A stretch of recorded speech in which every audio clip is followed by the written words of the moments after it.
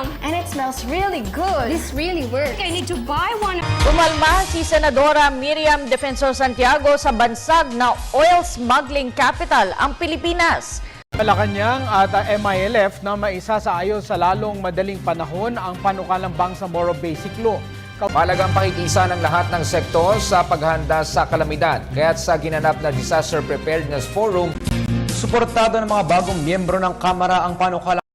The Philippines gets a BBB+ rating from the Japan Credit Rating Agency or Mahigit 300 business leaders ang nagsama-sama sa SMX Convention Center sa Davao. Pinaaresto na ng Sandigan Bayan 4th Division ang dating Laguna Governor Ejercito. The number of international visitors to the Philippines for the first 2 months of the year closed at a record high of more than 800.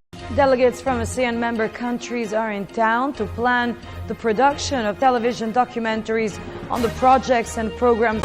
Sa isang pambihirang pagkakataon, dalawang astronomical event magkasabay na nangyari. Lord, our life have been influenced by so many factors, so many events, so many people.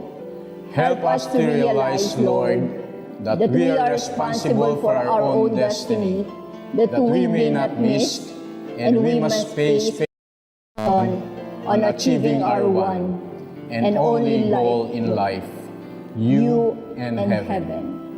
If we miss it, we miss everything. All our life, we allowed others to influence us. In all of this, we were not totally free. We want now to declare our independence. We want to exercise our right to choose you, but we need your grace to do it. We need your mercy for it. Oh Lord, you did it. You finished your suffering on the cross. Faithful in life, faithful in death. Taking the sins of the world upon your sinless shoulders. Taking our sins so that we might receive your forgiveness and new life. All praise to you, O Lord God, for finishing the work of salvation, for saving us. Amen. Kung nasa ng balita, ikaw at ang Liga ng Katotohanan, magkasama sa pagbabalitang walang kinikilingan. Walang pinoprotektahan, walang kasinungalingan, serbisyong totoo po lamang. Ako po si Vicky Morales. Ako naman, Arnold Clavio.